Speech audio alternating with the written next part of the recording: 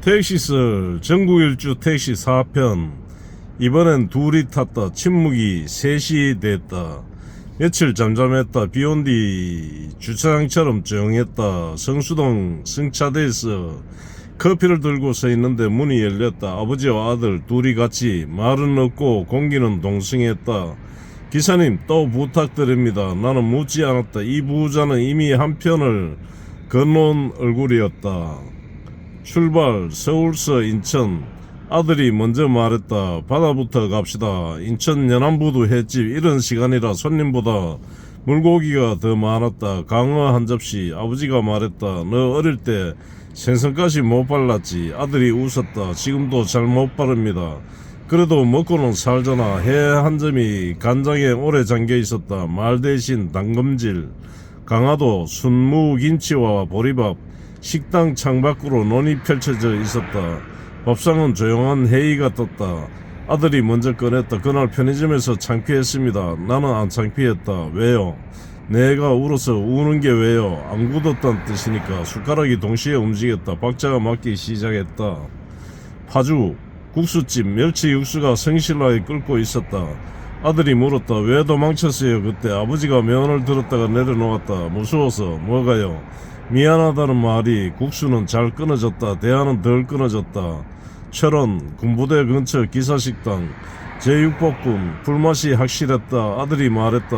나 회사 잘 됐습니다. 아버지는 고개만 끄덕였다. 알고 있었다. 어떻게 해요? 화내는 사람은 되게 먼저 잃은 사람이다. 아들이 웃었다. 둘 다 지금 무직이네요. 그래서 시간 부자다.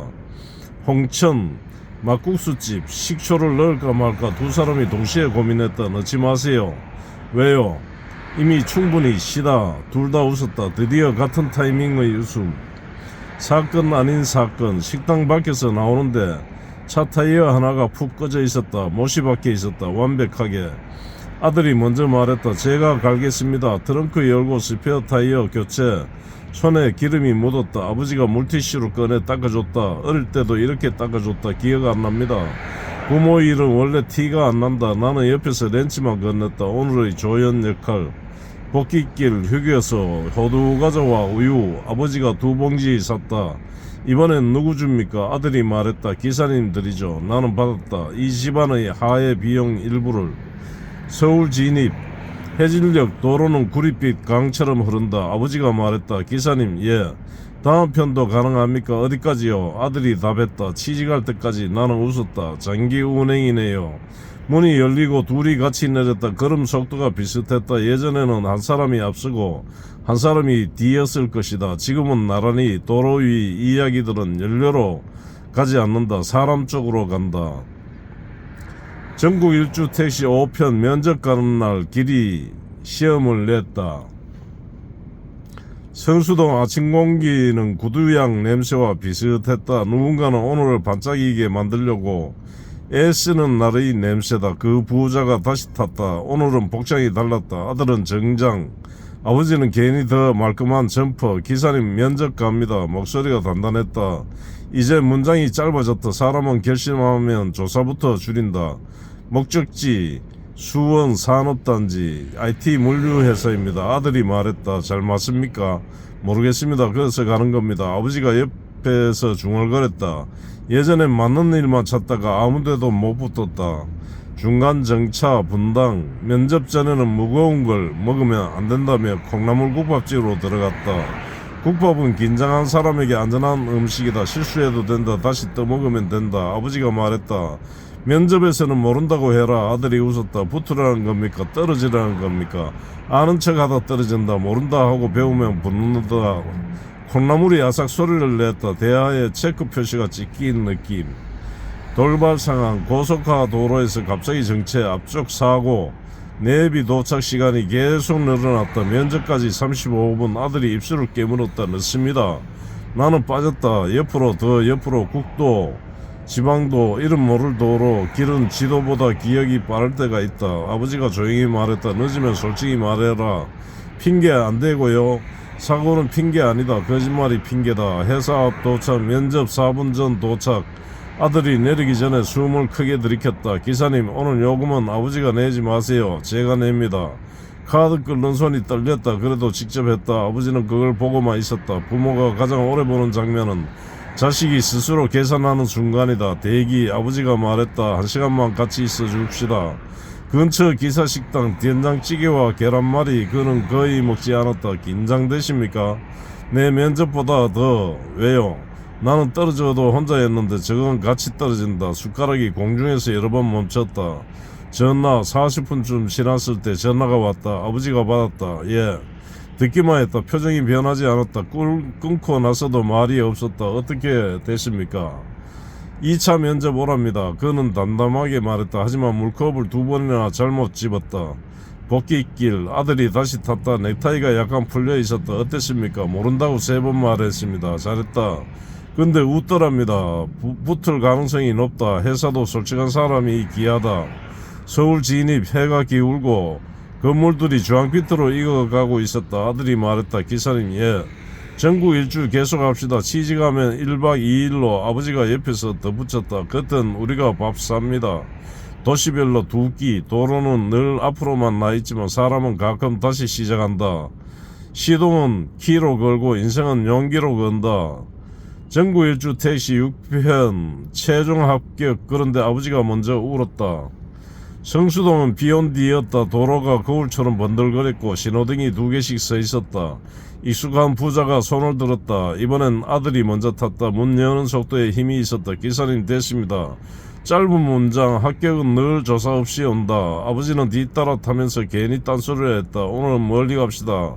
기쁜 날 사람들은 방향 감각이 좋아진다. 출발. 서울에서 춘천. 왜 춘천입니까? 아들이 웃었다. 면접 끝나고 검색했습니다. 합격하면 닭갈비 먹으라고 누가 써놨더군요. 근거 없는 의식이 인생을 자주 끌고 간다. 춘천 닭갈비집. 철판 위에서 양념이 튀었다. 축하 폭죽의 식용 버전. 아버지가 계속 뒤집기만 했다. 먹지는 않았다. 왜 안 드십니까?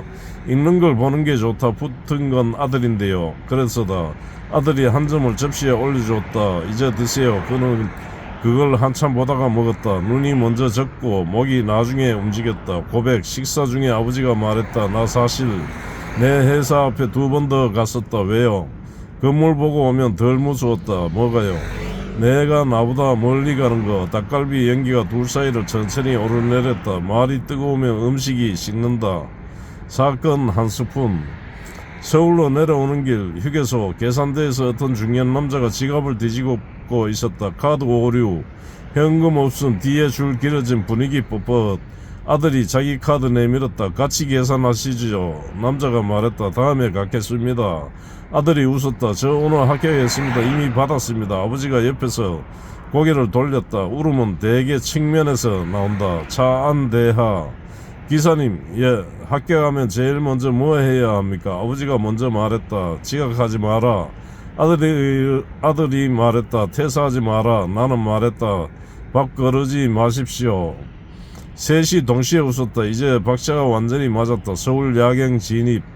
도시는 밤이 되면 성공과 실패를 구분하지 않는다. 불빛은 다 켜준다. 아들이 조용히 말했다. 전국 일주 계속합시다. 이제 이유가 뭡니까? 도망 말고 기념으로. 아버지가 덧붙였다. 이제는 밥이 아니라 도시를 맛보자. 내리기 전 아버지가 봉투 하나를 줬다. 뭡니까? 춘천에서 산 닭갈비 포장. 왜 저를 증인비입니다. 엔진을 끄고 한참 앉아 있었다. 택시는 하루에 수십 명을 태우지만 이야기는 몇 명만 남긴다. 이 부자는 이젠 목적지가 아니라 동승자였다. 전국 일주 택시 7편. 첫 출근날 회사보다 먼저 도착한 불안. 첫 출근날 아침은 알람보다 심장이 먼저 울린다. 성수동 승차대에 서 있는데 정장 입은 아들이 먼저 손을 들었다. 오늘은 혼자인 줄 알았는데 뒤에서 아버지가 뛰어왔다. 넥타이가 반쯤 돌아가 있었다. 같이 갑니다. 보자 동승 출근. 보기 드문 패키지다. 출발. 성수에서 판교. 차 안 공기가 시험장 같았다. 말을 하면 오답 처리될 것 같은 분위기. 잠은 주무셨습니까? 내가 물었다. 아들 눈만 감았습니다. 아버지, 나는 코까지 골았습니다. 둘이 동시에 웃었다. 긴장이 조금 풀렸다. 중간 정차 모란 아들이 말했다. 회사 근처 말고 조금 떨어진 데서 커피 마십시다. 이유를 묻자 답했다. 너무 가까우면 도망치고 싶어집니다. 카페에서 아버지가 넥타이를 다시 매줬다. 손이 익숙했다. 어릴 때 교복도 이렇게 매줬다. 기억 안 납니다. 부모 작업은 대부분 무음이다. 회사 500m 전 여기서 내려주십시오. 왜요? 걸어가겠습니다. 첫 출근은 엔진보다 발로 들어가고 싶은 법이다. 아버지가 갑자기 불렀다. 야, 아들이 돌아봤다. 모르면 물어봐라. 아는 척은 퇴근 후에 해라. 예. 짧고 정확했다. 현장 매뉴얼급 좋은. 아버지와 대기. 아들은 걸어 들어갔다. 아버지는 차에 남았다. 기다리십니까? 예, 전신까지. 너무 긴데요. 부도 낸 날도 나는 밖에서 하루 종일 서 있었다. 창밖만 봤다. 후에는 늘 입석이다. 점심 기사식당. 혼자 드시기 뭐하다며 같이 들어갔다. 생선구이 100번. 그는 생선을 발라 접시에 쌓기만 했다. 왜 안 드십니까? 회사 다니면 점심 제대로 먹습니다. 그 생각하니 배부릅니다. 부모의 포만감은 자식 식사에서 온다. 참 이상한 구조다. 예상 밖의 전화. 점심 막 끝날 때 아들 전화. 아버지가 벌떡 일어났다. 왜 벌써 전화가 받았다. 예? 지금요? 알겠습니다. 끊고 나서 나를 봤다. 기사님이 회사로 갑시다. 무슨 일입니까? 신입이 오늘 차 사고 냈답니다. 회사 앞 제도차 아들이 서 있었다. 표정이 굳어 있었다. 제가 아닙니다. 타자마자 말했다. 회사 차량 아닙니다. 옆팀.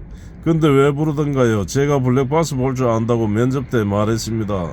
나는 웃었다. 첫날부터 전문가 되셨네요. 아버지가 옆에서 중얼거렸다. 모른다 해라 했지.